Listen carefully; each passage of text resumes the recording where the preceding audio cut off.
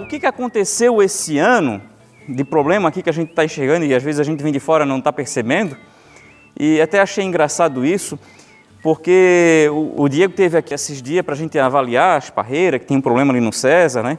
A gente teve aqui também nessa propriedade. E o Diego olhando para isso aqui, tá, mas vocês estão com problema? Quanto é que tu acha que vai produzir aqui? Aí o pessoal disse assim, umas 50 toneladas por hectare. E tão triste, né? E aí o Diego acha graça depois comigo, né? Porque está acostumado que ser 50 é o top. Mas aqui os 50 é uma encrenca e a gente está no meio da encrenca. O que aconteceu esse ano? Na produção da muda, teve uma série de coisinhas que apareceram que prejudicaram o raiz de muda. O que foram essas coisas? Primeiro ponto foi na hora de formular o substrato. O substrato para maracujá, para qualquer coisa, a gente gosta de escolher um produto que seja que retenha água e algum produto que solte água. Por exemplo, vocês sabem que argila, barro, ele segura água. Imagina assim um balde com furo embaixo, eu encho ele de argila e jogo água dentro, devagarinho. Eu até tenho que jogar devagarinho porque ela não passa tão rápido, né? Mas tudo que entrar, dificilmente vai pingar embaixo, ela vai segurando aquela água. Agora, se eu encher o mesmo balde com um buraco embaixo, com areia, se eu botar água em cima, eu posso colher água embaixo até mais limpinha, às vezes se for uma areia lavada, é assim que a gente filtra a água, né? Sim. Então, para ter um substrato na quantidade certa, o que eu faço? Eu faço uma mistura numa proporção entre uma coisa que segura a água e uma coisa que solta a água, numa proporção certa, que vai reter água do tanto adequado. É claro que eu vou ter que também botar alguma coisa que dê nutriente, uma cama de aviário, um adubo, mas em termos de substrato para segurar a planta, o que é importante é ter esse equilíbrio. O que a gente procura usar aqui na região aqui do litoral sul de Santa Catarina? Casca de arroz carbonizada, que se tu for encher um balde e jogar água, vai passar tudo direto, ela não segura nada. E o pessoal também costuma usar a turfa para segurar, para que ela retenha água. Em Pedras Grandes, a gente não tem tanta facilidade com a turfa viria mais da região do litoral, mais ao sul. E o pessoal acabou usando terra de barranco, argila, e usou a casca de arroz carbonizada para fazer a contrapartida, para fazer a parte que solta água. Só que na hora que eles foram comprar a casca de arroz carbonizada, o que na verdade eles compraram foi casca de arroz queimada, não a carbonizada. Então assim, resumindo, se era para ter usado uma casca de arroz carbonizada, que é um produto feito para isso, e no lugar eu botei a cinza da casca de arroz, o que aconteceu? Eu botei argila, que é uma coisa que segura a água, e em vez de botar outra coisa que solta, eu botei outra coisa que segura, que é a cinza. A cinza e a casca é um produto praticamente igual, mas só uma diferença lá no processo, eu acabei criando um material completamente diferente em relação à água. Então tudo que eu botava de água, mal pingava embaixo. Tem que botar muita água para poder pingar embaixo, né? Então esse foi o primeiro fator. Outro fator que prejudicou foi o pote. Eu tinha, para um processo na fabricação desses potes, a máquina que fazia aqueles pote sim, pote não tinha um furo embaixo. Então o pote que não tinha um furo embaixo, eu só tinha furo aqui do lado, né? Embaixo aqui eu não tinha um furo. Então os dois primeiros dedos que eu tinha de vaso, a água não tinha como escoar para baixo, não tinha como drenar. Ali era um ambiente muito úmido que apodrecia a raiz. Além do substrato ser pesado, que só retinha água, eu ainda tinha um vaso sim, vaso não, que não tinha furo embaixo. E mesmo aquele que tinha um furo, aquela maçaroca que a gente fez de casca de arroz queimada com barro, tapava aquele buraco, né? O buraco que tinha ali embaixo. Então aquele vaso acabou virando um ensopado, né? Uma coisa que reteu muita água. Então a raiz que estava lá no fundo, ela acabou apodrecendo. Além disso, a gente também falhou um pouquinho, aí esse problema foi um pouquinho nosso aqui, que a gente tenta fazer o mudão. O mudão é uma muda de 1 metro, 80 centímetros, 1,5 metro, vai depender de caso para caso. A gente prefere que ela fique com mais ou menos 80 centímetros, só que para que ela seja realmente considerada um mudão, ela tem que ter uma idade fisiológica um pouquinho maior. O que a gente faz? A gente planta ela por volta de março, vai semear em março para plantar no solo só lá em setembro. Só que se a gente não fizesse nada, ela ia crescer muito e não ia caber naquele vaso. Então, ela cresce 2 pares de folha, 3 pares de folha e eu corto o broto central. Aí ela bota mais um parzinho de folha, eu corto de novo. O que acontece? Existe um equilíbrio entre a parte aérea e a parte de raiz de uma planta. Toda vez que eu corto a parte aérea, eu estou inibindo o crescimento de raiz. Então, eu estou fazendo com que a planta não fique tão grande, principalmente a parte de sistema radicular em relação àquele vaso.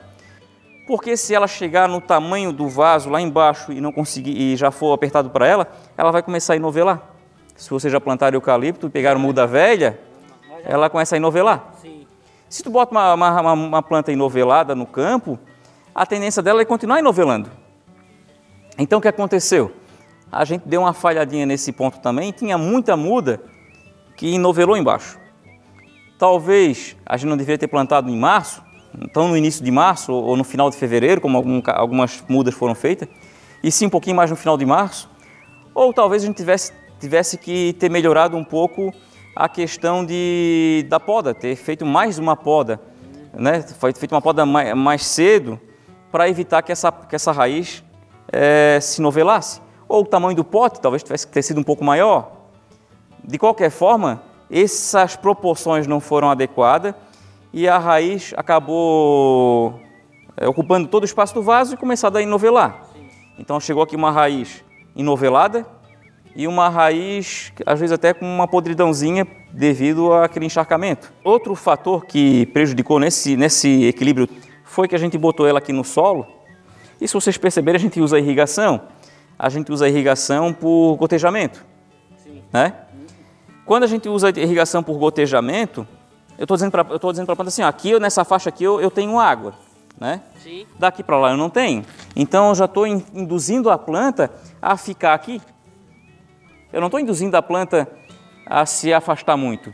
Então a gente botava água aqui, ela precisava, porque deu uma seca. Sim. Né, no final do ano passado, deu uma seca pesada.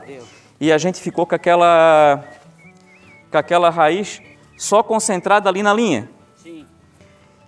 Só que naquela fase a planta estava pequena e estava dando certo. A gente já viu que tinha sofrido um pouquinho o arranque, já foi mais difícil, porque a raiz tinha problema, mas ela se estabeleceu e foi desenvolvendo e até que melhorou um pouquinho.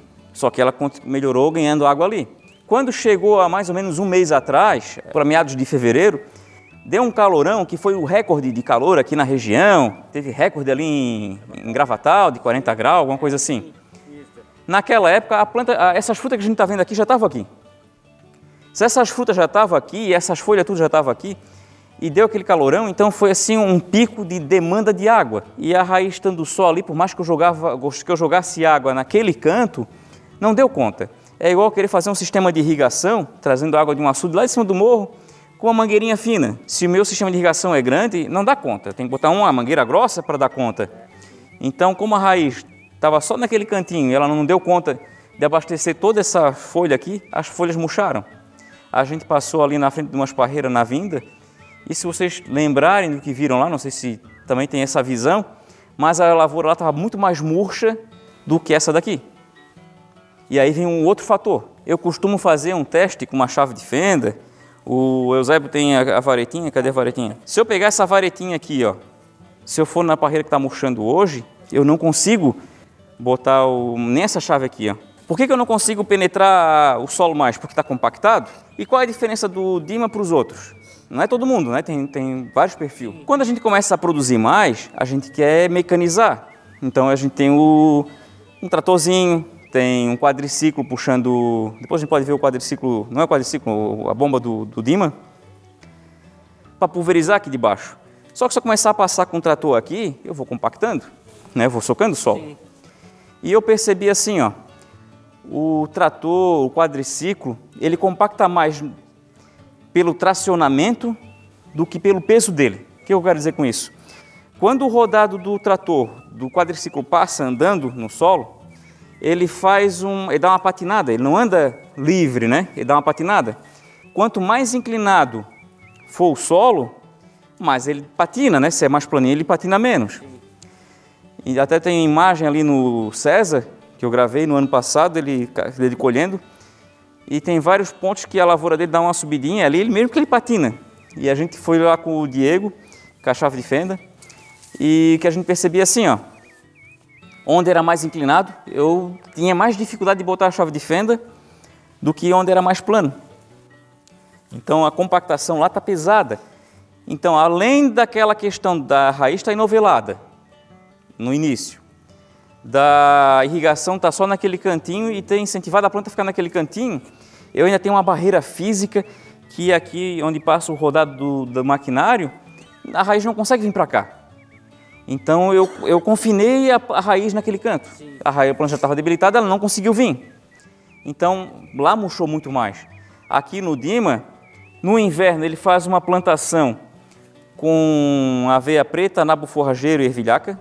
Então no Dima aqui, além dessa cobertura no inverno, que ele faz com ervilhaca, ervilhaca, nabo forrageiro e aveia preta, e ele não desseca isso.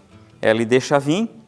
Aí quando ele vê que ela... E no início ela até protege a muda, né, Dima? Ela serve como um quebra-vento para a muda.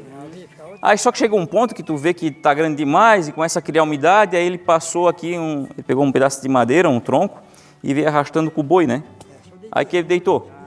E a aveia, a ervilhaca, deitou, ela se acabou, né? Então se acabou ali.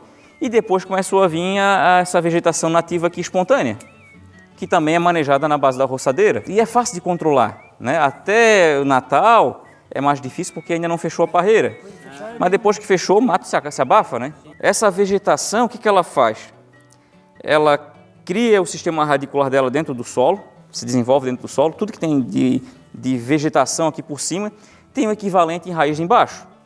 Quando essa vegetação aqui é roçada, ela chega no final do ciclo dela e ela se acaba, o que acontece é que a raiz também acaba morrendo. Aquele espaço que a raiz ocupava vira um pequeno túnel que vai ajudar a infiltração de água, que faz o papel de um arado biológico, né? Afrouxa o solo. Além de servir como alimento para predador, facilita o desenvolvimento de minhoca, de outros organismos do solo, que favorece a biologia aqui dentro da parreira. Então, o solo fica mais macio aqui de baixo. E, além que o Dima também não usa trator aqui. O Dima continuou com o boi que ele usava no fumo. Ele tem uma adaptação que a gente vai ver depois, que ele puxa um pulverizador, né? Ele só usa para pulverizar. E na hora de colher, ele colhe com caixa nas linhas, que se vocês forem ver, a linha é curta, e ele só anda com capicape na estrada no meio ou no contorno, né? Sim. Então, de forma bem fácil, ele consegue trabalhar sem andar com equipamento pesado aqui dentro. E isso trouxe um resultado positivo, porque mesmo com esse problema de raiz, de irrigar só na linha, ambiental, de seca, né, de excesso de temperatura naquele momento, mesmo assim, o Dima sofreu, mas não sofreu tanto quanto quem está com o solo mais degradado.